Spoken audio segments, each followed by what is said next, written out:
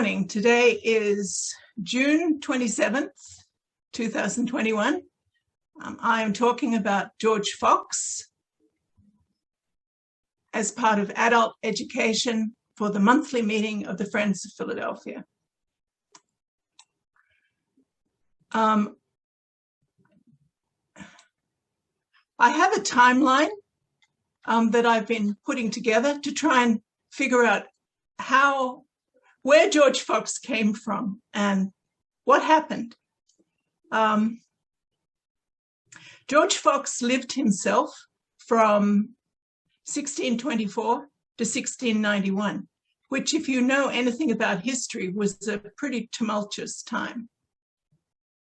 However, I want to go back before that, before he was born in 1624, long before. 300 years, well, 250 years before that, John Wycliffe translated the Bible into English. So there was an English version of the Bible. Now that's very important to understand what happened, why George Fox was able to do what he did, why Martin Luther was able to do what he did. And there's a direct line back from George Fox through Martin Luther, Emperor Augustine, Jesus, if you follow the lines. In 1517, Martin Luther nailed 95 theses onto the church door in Wittenberg. Martin Luther was a priest, and he was also a lawyer, and he was very good at writing. And he was also an extraordinary orator. June 24th, 1517, Martin Luther went to Magdeburg and he preached. And it was such an incredible sermon that the whole town became Protestant overnight. I mean, I've just found that was the most extraordinary thing I'd ever heard, and I wanted to find out more. Well, in 1517, Christianity had been in Europe since about 400 AD. I'm not a historian, but I'm trying my hardest. So for at least 1,000 years, Christians had been running things from Rome and from Constantinople. And by 1517, a lot of people were really mad because the Roman Catholic Church sitting in Rome, they owned a lot of lands, Vatican lands, that they lost in the 1800s. The Vatican now we see as 1 square mile, but it certainly wasn't like that in 1517. And it wasn't like that when George Fox was alive. And it wasn't like that until about 1871, when Rome lost a lot of lands. But by 1517, they were pretty much organized. They had monasteries all over the place, priories. They were centers of education, centers for healthcare. And they were also extracting a whole lot of money from the people, but mostly the rulers, the princes, the archbishops, the priests. And by 1517, people were pretty mad at this. Germany did not exist until 1871. There were all these little kingdoms all over the place, and they were all Christian. So they were all giving money to Rome, which they didn't want to do. And so what happened then was all these people who immediately were converted to Protestantism, they suddenly realized they didn't have to pay money to Rome anymore. And they could keep everything they collected. They weren't against taxing. They loved taxing. They just wanted to keep the money themselves. So that's what happened. So Martin Luther was a heretic. He'd been saying that God does not come through the Pope anymore. And he said two important things. He said that the Bible is the most important thing with the Christian religion, and you should believe every word in the Bible. The second thing he said was that you are saved by faith and not by works. So the Roman Catholic Church was saying, you give money to the poor, you go to heaven. You give money to the priests, you go to heaven. And Martin Luther was saying, no, no, no, no, no, no. Don't give money to the priests. Pray. So Martin Luther's life was pretty much threatened, except that everyone around him decided that he was making sense. And one of the princes took him in and hid him so that he wouldn't get beheaded or whatever they did to heretics, that burnt them, whatever they did to heretics. So he took him in, and Martin Luther was essentially in prison. And like all founders of great movements, he wrote a book when he was in prison. Hitler did the same thing. So did George Fox. So he wrote a book, and then he got more and more people who were supporting him. And one by one, there were kingdoms around Europe were becoming Protestant, including Denmark, Sweden. And then finally, after a few years, it was less than 20 years, this whole movement moved to England, and Henry VIII decided that he could reclaim 1/3 of the properties in England by deciding to be Protestant and kicking out the Roman Catholic Church. So he started dissolving the monasteries in 1538, and he was excommunicated. And by 1542, all the Catholic properties were taken over by Henry VIII, and he died in 1549. Meanwhile, in 1536, the Tyndale Bible had been completed, translating the Bible from English and Greek texts into English. And so they executed Tyndale. Everyone seemed to be killing each other. By 1558, there was an act of supremacy which confirmed the independence of the Church of England from the Church in Rome. Now, Protestants had all been told that you could be saved by faith. So this actually is interesting. This is why you have so many different Protestant religions. Because it's like, okay, we can have our own faith. We don't have to do what the Pope says anymore. And so suddenly you have this sprouting of so many other different religions. You've got the Presbyterians, which were in Rome. You have a whole lot of other religions that I've never heard of. But Quakers came out of this too, because here you were told you would be saved by faith. Now, this is all connected with human rights.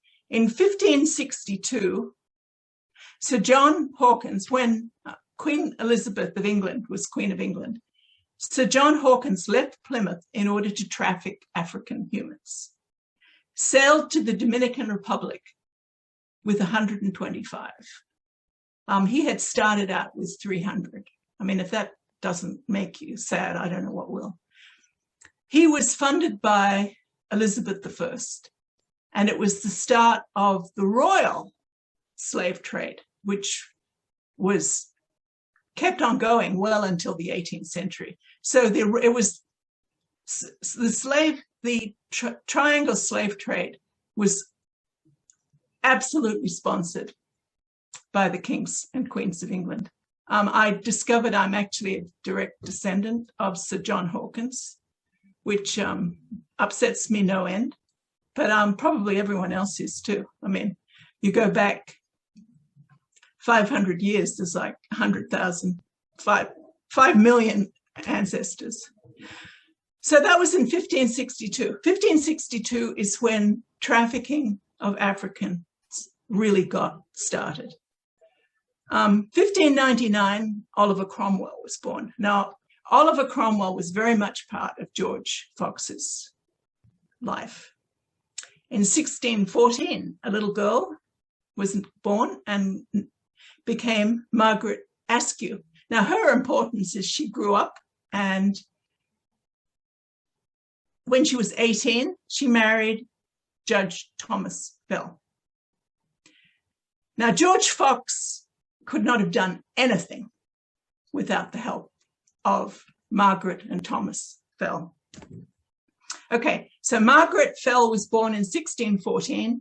She married the Judge Thomas Fell in 1632. Meanwhile, in 1616, Isaac Pennington was born. Now, Isaac's father was the Lord Mayor of London, and he actually had all his property seized by Charles II for being part of the trial of Charles I. This was a very tumultuous century. Isaac Pennington's granddaughter married William Penn. So what I'm doing now is I'm telling you the very important, powerful, wealthy people that were involved in George Fox's rise. So we have Oliver Cromwell, who became the protector of England. We have Margaret Fell, who became his chief sponsor, and he even married her, which I find absolutely incredible. Isaac Pennington, whose father was, as I said, Lord Mayor of London, but he was also a member of Parliament. So here all these people had all been born, and then in 1624, George Fox was born in Fenny Drayton. 8 years after George Fox was born, Margaret married Thomas Fell. 1643. Now this is, I want to tell you where I get all my information from. Three sources. One is stories people have told about George Fox, who were there. So they're like first-hand accounts. Secondly, George Fox's words himself, which is definitely a first-person account. And thirdly, people's opinions of George Fox. I have a lot of very nice books. Rufus Jones and Henry Cadbury were two Quaker theologians who wrote an enormous amount. And really, they together founded the American Friends Service Committee. When the President of the United States was a Quaker, which is how the American Friends Service Committee got started. The theme throughout this is if you want to start a movement or an organization that works, hang on to someone who's very rich and very powerful. Rufus Jones and Henry Cadbury certainly understood that. Martin Luther certainly understood that. I mean, he wasn't messing around with regular people. He was messing around with kings and archbishops, incredibly wealthy people. He was not interested at all in ordinary people. He very happily genocided a whole bunch of people who wanted human rights forms. But that was never what Martin Luther wanted. Martin Luther just wanted a regime change. He was very happy with what was going on top, but he wanted a regime change. He didn't want a revolution. This is another nice book too, Friends in the Americas. I'm just showing you some of the books that I'm using. This is a book that I think everyone connected to Arch Street should read. Greg Barnes, who is a member of Central Philadelphia Meeting, Philadelphia's Arch Street Meeting House. And this is another nice one too, Quaker Spirituality, which is a whole group of essays. Most of these books came from Philadelphia Yearly Meeting Library, which really isn't a library. It's a collection of books on the balcony over an event space where they actually hold choir practices, which is an odd place for a library. This is very nice too. Esther Greenleaf Muir is a member of Central Philadelphia Meeting. And she put together this, and it was published by the Fellowship of Quakers in the Arts. And it's all about George Fox objecting to singing and dancing and all sorts of things. And I'll actually read you the first. George Fox in 1658. O ye poets, jesters, rhymers, makers of verses and ballads, who bend your wits to please novelties, light minds, who delights in jests and toys, more in the simple naked truth which you should be united to. You are for the undoing of many poor souls. It is your work to tickle up the ears of people with your jests and toys.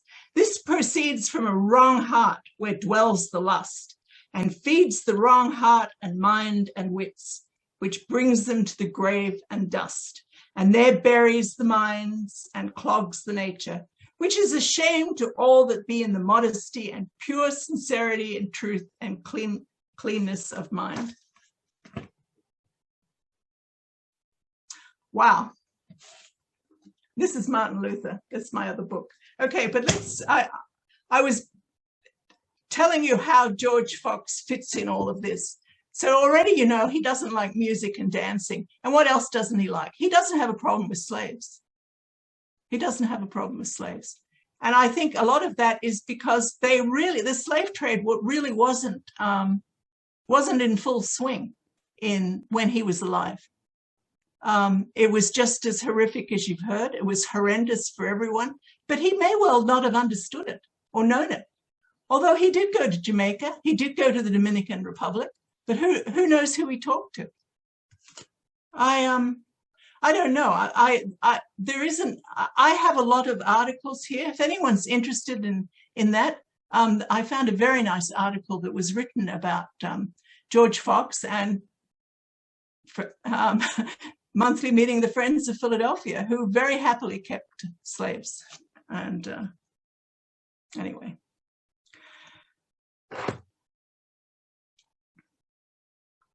It bothers me immensely. But what I found with everything I've read about George Fox is that he was a very flawed person. I mean, if you read his journal, which is on Gutenberg Press, and I've got that link too, you can read it for free. And you can also listen to it. There's a very nice recording that was made last year of George Fox's journal. Now, George Fox's journal, this is the thing. George Fox wrote an enormous amount. He wrote pamphlets, he wrote letters. He loved to write, and he was obviously very good at it. But his journal was heavily edited by others. I'm not sure who it was that edited it, but there was a lot of editing going on, and they took out all kinds of stuff. Like he's talking, like his charismatic stuff, his Pentecostal stuff, his healing. I found a video from a member of Haddonfield Meeting, Michelle Tata, whom I've known for a long time. She's professor of English at Rutgers University, and she's a Quaker theologian. And she wrote about it, his healing ministry. Now, if you've spent time in Africa and African communities, as I have, you know that healing, touching people and they're healed, praying over and they're healed. I was once sued for $20 million by this woman who claims that her father rose from the dead after 3 days. And that isn't why she sued me. It was something else. But she's really good at lying, is what I'm saying. And the issue too of, and George Fox talks about that too, people who were dead and he just came to them and they lived. Well, they might not have been dead. I mean, this is the thing. And maybe they were lying. And maybe they leave out all the dead people that they didn't raise from the dead and all the people they didn't, make sick. I mean, make well after being sick. My parents were both physicians, so I've never been anti-medicine. And in fact, when I was little in New Zealand, we lived in a hospital, and my PhD and all my research was in medical schools, and my colleagues were all physicians. I even married 2 physicians at one stage. So I'm not, I'm not anti-physician, which it seems like he was. And maybe it's because medicine was not terribly good during the 1600s. And why was it not terribly good? Because it had been very good. It had been very good under the monasteries. The monks and the priests, they built all these monasteries, they built these centers of teaching, they built these centers of healing. And suddenly along comes Martin Luther and decides, because he's, you know, he wants everything, he just wants to get rid of everything. So when they got rid of the taxes, they also got rid of healthcare and they got rid of education. So by the 1600s, George Fox is walking around. They're burning women who are trying to figure out ways that their plants can heal people. They're burning them as witches. So along comes George Fox, and he has a reputation as a healer. This is one huge reason he was so popular. Apart from the most important thing was that he was taken up by very wealthy and very powerful people. So let's get on to that then. The Civil War started in 1642. Now remember, he was born in 1624, so he was 18. In 1645, okay, so this is 3 years after the Civil War started, Judge Fell, who was a Puritan, a prominent Puritan, was elected to Parliament for the city of Lancaster. So Judge Fell wasn't just a judge, he was one of the rulers. Now, 1647, when he was 23, he started preaching and people started coming towards him. 1648, the Second World War starts. And 1648, Judge Fell, who was already a member of Parliament, was named a commissioner for the safety of the county by Oliver Cromwell. A year later, Charles I is beheaded in January. Now, in order to behead a king, I mean, this freaked everyone out because, you know, a king is ordained by God and there's holy oil and prayers and all kinds of things. And, you know, it's not, the humans aren't making him king, God is. So this really freaked people out. And only 5 people signed the death warrant. And when his son was restored to the monarchy, he killed everyone. Of course he did. Nasty times. So George Fox was imprisoned for the first time in 1649. Now remember, the Civil War is still going on. The Civil War was going on from 1648 to 1651. And during that time, Charles I was beheaded. And George kept getting imprisoned. He was imprisoned in Nottingham. He was imprisoned in Derby. Then in 1652, George Fox takes a walk through the countryside in Lancashire, which is where the Dodgsons came from. In fact, where he was like 5 miles from where my Dodgson name came from, which I find absolutely amazing. So a lot of Dodgsons were Quakers and still are. So he wanders up to Pendle Hill. Now, Pendle means hill, so a hill. It's a hill. And he sees all these people in white and he has a revelation. And it's and something is quoted that you've probably all seen, that it's Jesus Christ is the condition. You've got to understand what Jesus was doing. I'm saying that very badly, but that's all in his book. In fact, why don't I find that for you? Because I'm looking through his book at the moment. Now, what's interesting too about the book is William Penn gave the preface.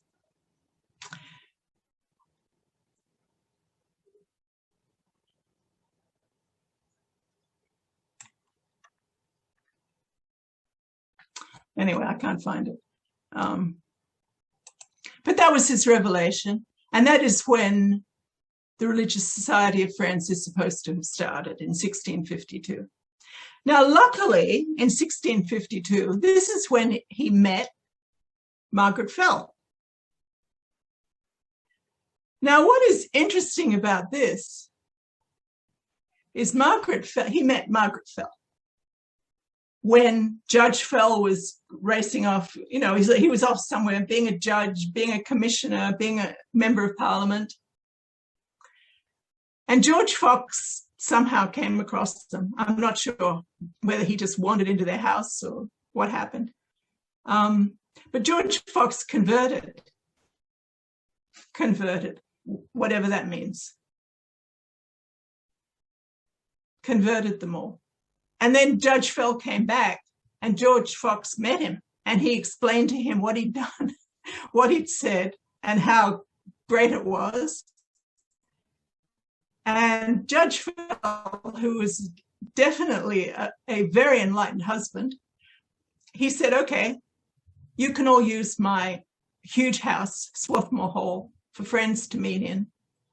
And he used to sit at the door when friends were meeting in the, I guess they had huge rooms, whatever huge room, in order to make it quite clear that he approved of what was going on. And his wife is quoted as saying he was very loving to friends. So 1652, later on, George Fox was arrested for blasphemy. I'm amazed it took so long, but I guess it took a while for people to realize what he was doing. He was released because one of the judges was Judge Fell. It really helps to know people in important places. Then 1653, he was arrested in Carlisle. Then he was arrested in Leicestershire. Now, in 1654, when he was arrested in Leicestershire, this is really fascinating. He was brought to London and he spent a whole morning hanging out with Oliver Cromwell, speaking truth to power. Wow. He had, whoever was prosecuting him wanted to have him executed, but somehow this went to Parliament and he wasn't, and the sentence of death was taken away. In 1655, George Fox published a pamphlet, and you can read this pamphlet. It's called A Warning to the World Groping After Sects, Opinions and Notions. So, and it's very nice. The front page says, a warning to the world that are groping in the dark after sects, opinions and notions, which are all with the light condemned and by the children of light declared against. By G. Fox, London, printed for Giles Calvert at the Black Spread Eagle at the West End of Paul's, 1655.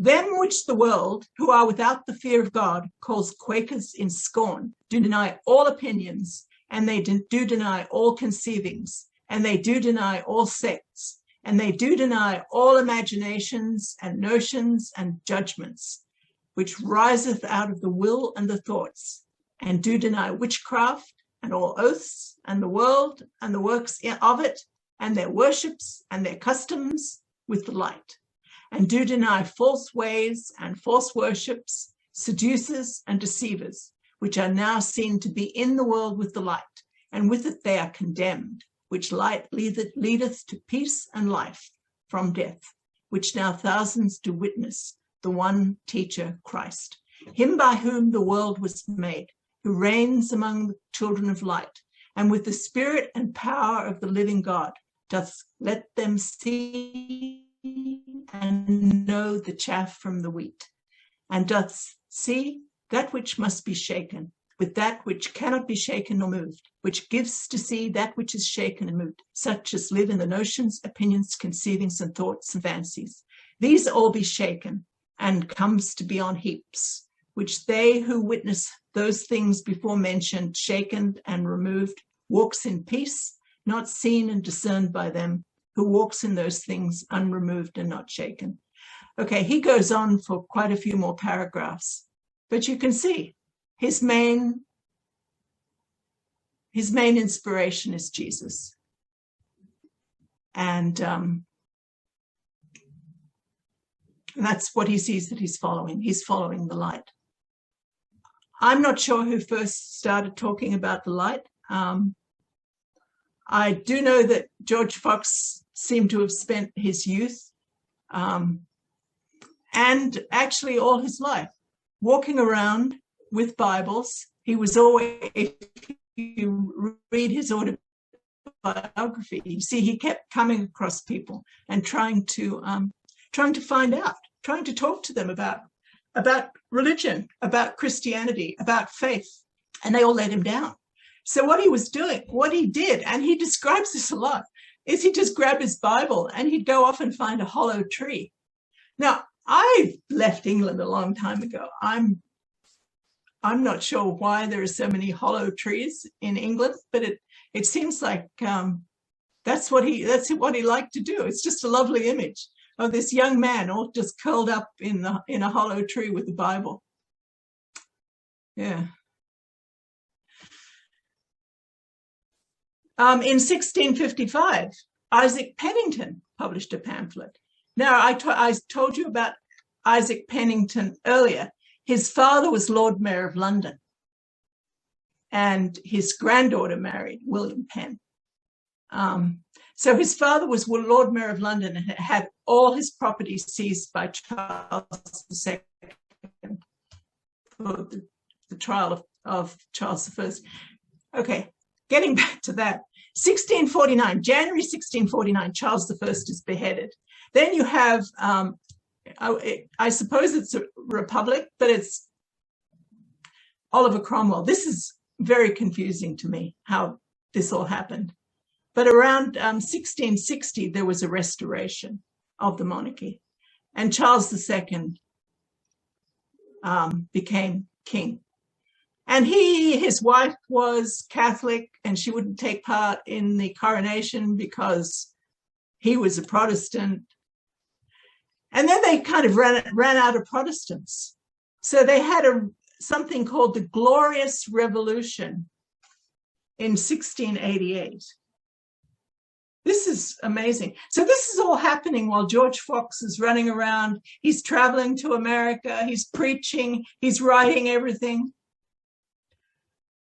1681, Charles II gave William Penn's father Pennsylvania and Delaware. 1682, William Penn lands in Pennsylvania.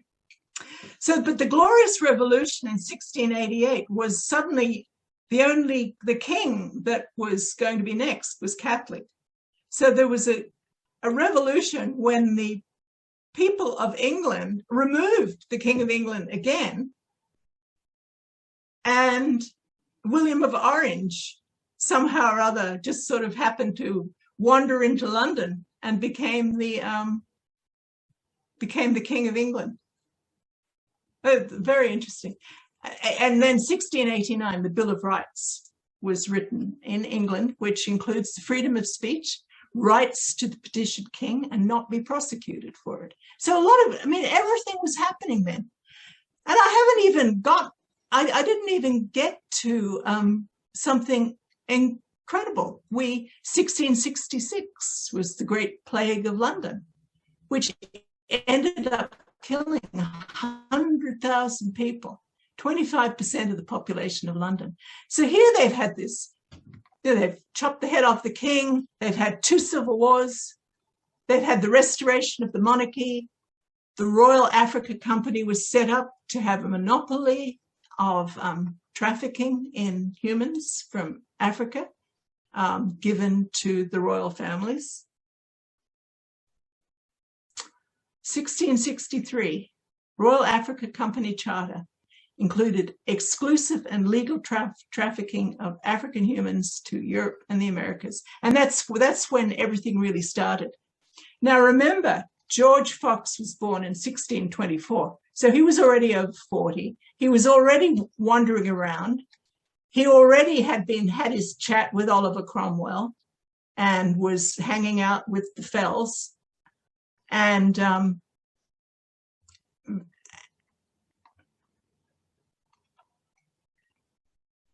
when all this started happening, it may well be that so much was happening was that he just wasn't paying attention.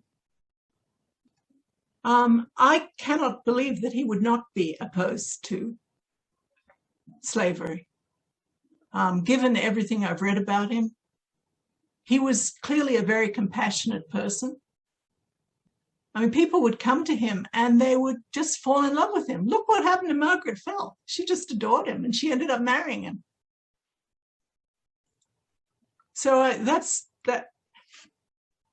So anyway, Great Plague of London, 1665, 1666. In 1666, Margaret Fell published a pamphlet about why women should be able to speak. And this was like the beginning of the importance of women in the Society of Friends. Oh, as an aside, why is it called the Society of Friends? I had thought it was because, you know, we're all friends and we all love each other. But apparently that's not what it was at all. It's Friends of Truth. That's where the friends came from. We're friends of truth. How about that? So you're allowed to not like people. That's, I think, what that means. So in 1658, Judge Fell had died. And it wasn't for another 11 years, 1669, when George Fox married Mrs. Margaret Fell. Right away, she was imprisoned in Lancaster for 18 months, and George became ill. 1669, William Penn was imprisoned for being a Quaker.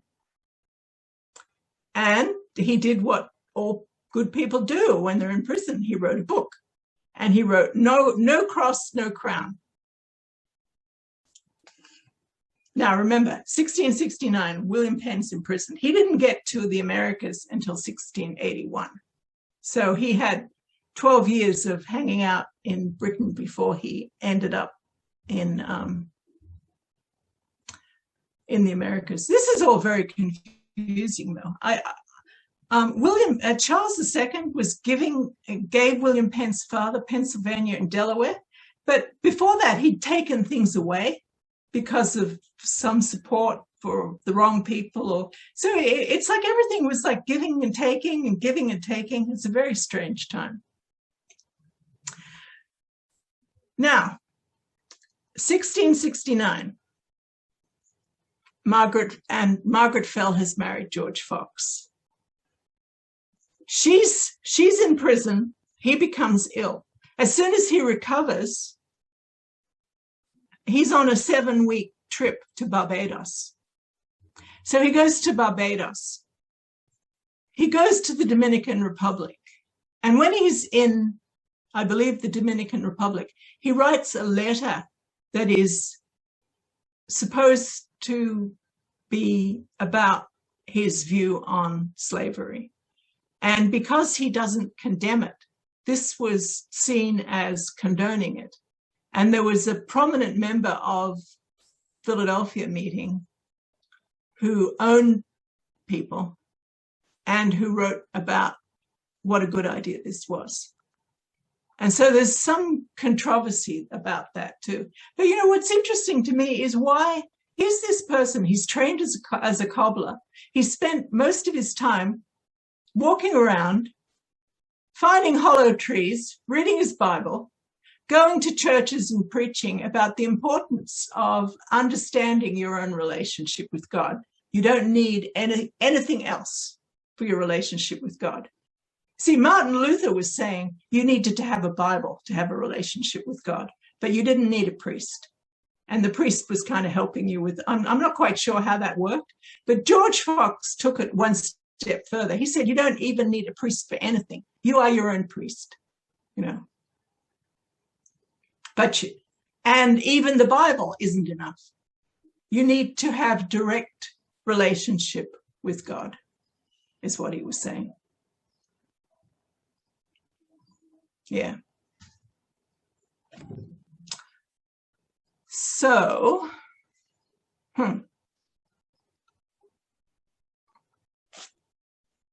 So here he is then. This cobbler suddenly is an expert on arts.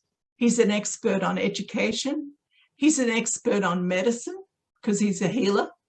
And he wrote some book called something about healing that Henry Cadbury reconstructed from his book. So this book, when he died, he had 13 people who were supposed to be his executors and make sure this book on miraculous healing was published, and it disappeared. They didn't much like this side of him. And then that was reconstructed by Henry Cadbury. And I found a very nice video, as I said before, by Michelle Tata, who talks about this miraculous healing. But it was interesting how people, once it started becoming a movement, which it was, they were realizing George's deficiencies as well as his strengths. You sort of take the good part and you build on that, and you just forget about the parts that don't work. So was he, I haven't even told you about James Naylor, but James Naylor was his chief rival for being the charismatic leader of this movement. James Naylor and George Fox did not get along, because they were both doing the same thing, which was telling people that they can take control of their own destiny, their own faith. And apparently George Naylor was an even more charismatic speaker than George Fox. And he was better at healing, whatever that means. And but he did something incredibly stupid. He gathered a whole lot of followers, and he reenacted Jesus going into Jerusalem on a donkey on Good Friday, with him sitting on the donkey like he was being Jesus. And he was accused of blasphemy, and he was arrested, and he had B branded on his forehead, and he had a nail hammered through his tongue. And he was, that sounds like enough torture, but it was even worse. He was put in a scaffold, he was in prison, and it totally broke him. And then he was going home to wherever he was, and he was robbed and beaten, and he died shortly after that. So he died in 1659, which was very early on. This is only 7 years after George has his revelation, and long before, more than a decade before George did his triumphal America's tour. James Naylor, though, I mean, this is actually, James Naylor is interesting to me because I told you this before. My mother's family, your Pritchards, were Quakers in Ireland. And from what I've understood, James Naylor was the one that they were following. I don't know who the Pritchards were. I don't know whether they came from Wales or France. I really have very little understanding of who they were. But I know they showed up in Ireland around 1700, and they were linen makers. And in fact, my mother's family were linen makers right up until about 1920. Now all the linen is made in China. There's no linen really made in Ireland anymore. But that's what happened. A whole community went over to Ireland, where they were not going to be persecuted as much as they were in England. So even though George Fox knew all these famous people and they kept getting him off things, for a regular person, being a Quaker was not a comfortable thing. And very likely that's why so many jumped on boats and came to Philadelphia and started the monthly meeting of the Friends of Philadelphia and all the other Quaker communities throughout the New World. It's interesting because we're all connected one way or another. Okay, I think any questions? I will give you all my weekly newsletter. I'll put all the I'll put all my references in case you're interested in looking up part of this or more of it. I just find this whole story is absolutely astonishing. And I've told a very tiny fraction of it. So any questions that I will either try to answer or I will see if I can find something and get back to you on.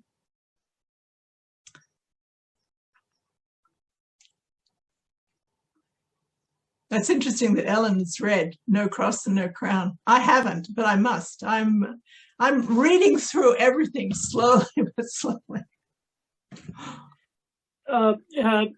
Susanna, this was so wonderful. I can't even describe it. It is just marvelous. And as a lover of history and relearning Quakerism, it just could not be beat. You're really to be congratulated. Thank you. Well, you know, I just told the story. They did it. That's true. Yeah. So anything controversial that I've said that, I mean, I'm not a historian. I mean, that's all I do is I read history. I read documentaries. I mean, as you know, my training is in science. But that was a long time ago. Yeah.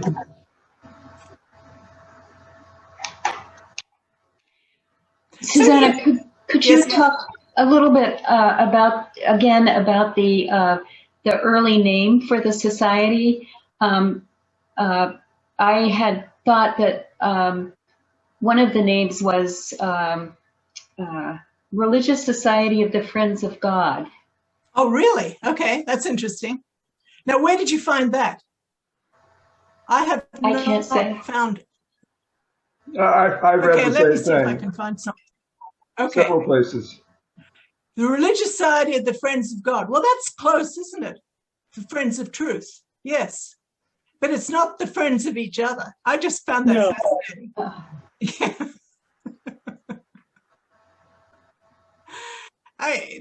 Getting back to the argument between James Naylor and George Fox, I mean, it was just awful what he did.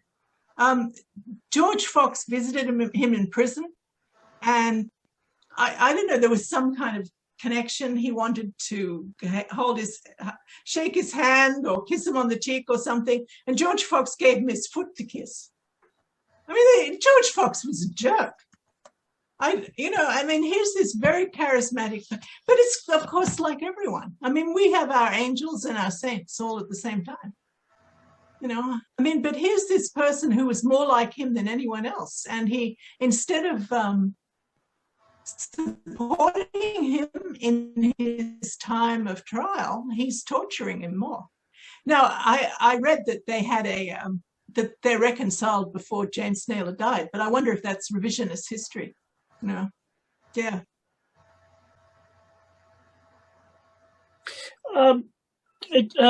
Susanna, did you know if George Fox had a principal successor in the movement after he died? That is interesting. No, but that's a very interesting question. So who took over? I don't know. That's very interesting. Well, of course. I mean, this was part of what he was saying. He was talking about a leaderless revolution of the spirit. So he didn't need a leader.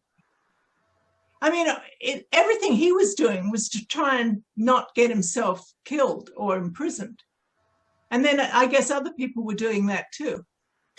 Well, did William Penn's movement in Pennsylvania become the principal site of, or the principal energy of growth of Quakerism after George Fox? But what's very interesting about that, and this is a very interesting book too, Friends in the Americas, is that Friends in the Americas did exactly what they wanted. So you had all these different streams. And that, of course, is the difference between being a Protestant and being the Roman Catholic Church, where everything happens in Rome, and it's like a franchise. Quakers and Protestants were never like that, which is why there were so many sects opening up. And that's certainly true with the Quakers. There's so many different forms of Quaker thought, and so many different types of people who call themselves Quaker. I would, the biggest number of Quakers in the world are in Kenya, but they are not recognized for us. It's Pentecostal, it's ministers, it's the males in charge. It's a very different form, and yet they call themselves Quakers. And I have also seen that too in various meetings around Philadelphia. Some Quaker meetings are very much spiritually based, and they're the ones that are doing well. Others it's essentially a tea club. It's a social group. And the ones that are social groups, they don't do as well, because when you're a social group and you don't like someone, they leave. There's no reason for them to stay. It's a much better way to keep things going, is if you have a spiritual basis for it, a faith base for it. And following Jesus sounds like a good idea. But Jesus did the same thing too. It's interesting. I'm looking through all these people that started movements. I think there's a rule. If you want to start a movement, hang out with really wealthy people, and then the movement will happen. And which is why I think having the Friends School is a really important thing, because what you're doing is you're having a school for rich people. And Quakers as a group, anything as a group, cannot exist if it's just for poor people. That sounds elitist, but I don't think so. The thing is, though, that you have to, you have to understand some people made a lot of money and they're very supportive of social groups, religious groups, and that's a good thing.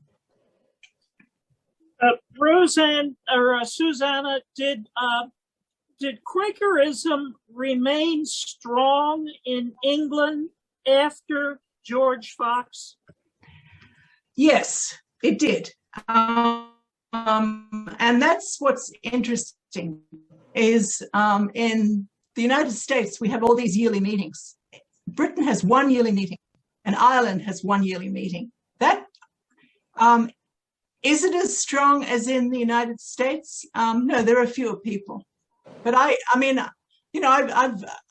been to meetings in Edinburgh, Aberdeen, Oxford. So I've only been to 3 meetings. Oh, also online at Woodbrook. And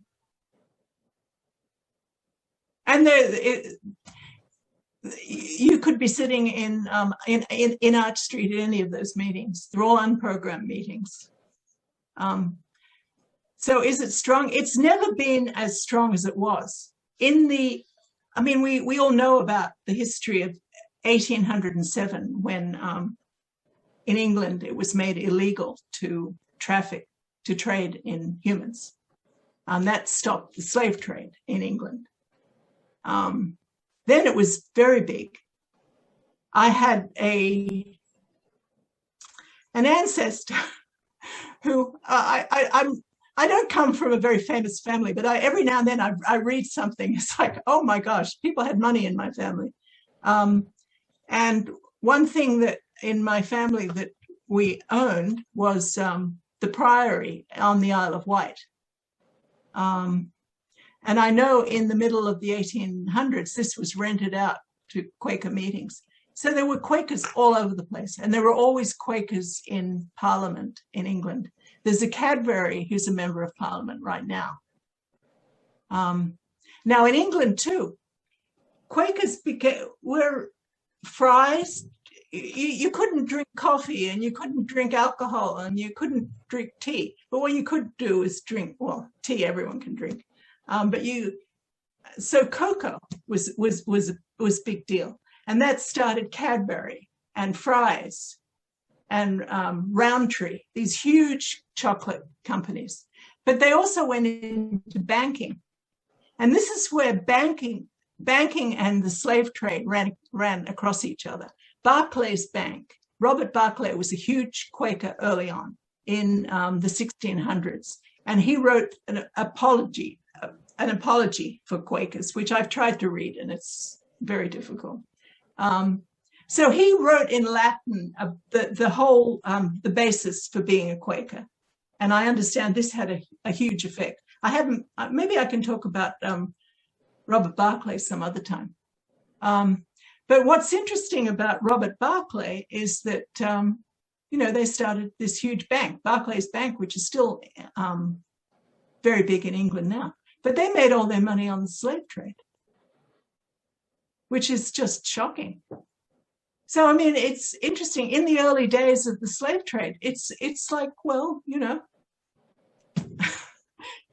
maybe they didn't see what was going on. I mean, it's hard to imagine that you wouldn't be appalled to see people in shackles being taken from one continent cruelly and taken to another continent with more than half the people dying on the way. I mean, it's hard to imagine how anyone wouldn't be shocked about if they knew that. But if you didn't know that, like, for example, with Bitcoin, I don't understand Bitcoin. Maybe it's really evil. Maybe it's really good. I don't know. So I can't take a stand against things I don't know about. Well, to give everyone a foretaste, at the end of this year, I'm going to give a adult education talk on the New Jerseyan John Woolman, who the Quaker from Burlington County, who went around to meetings in this whole area and in particularly to speak to Quakers during the French and Indian War who owned slaves here in this Delaware Valley, to try to persuade them to stop owning slaves. And he spent a great deal of his life doing that, trying to persuade the Quaker slave owners to give up their slaves. And he was assisted in that by other Quakers who were trying to get rid of slave holding by Quakers. During that period, which was the 1750s, 40s, 50s, and 60s.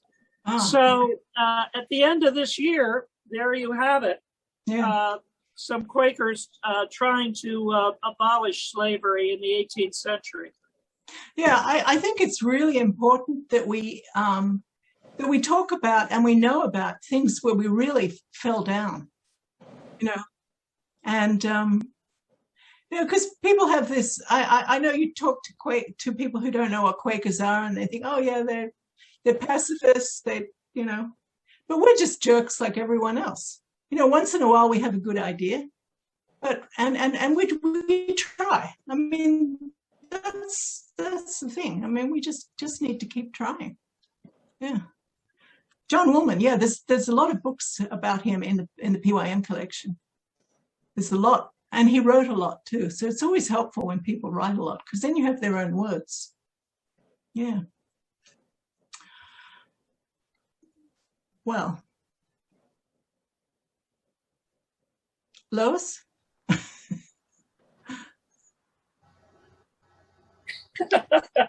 Hour's up. Would you like me to end the meeting now, Susanna? That sounds like a good idea. Thank you very much for this. Okay, I'll do that and hope that it recorded. Somebody put it to the cloud, and I'm not sure how to get it back, but we will figure it out. Well, I'll try to send it to you. Super good. Thank you. I'm technologically handicapped myself. Well, we'll figure this out somehow. I'm going to hit the stop recording button,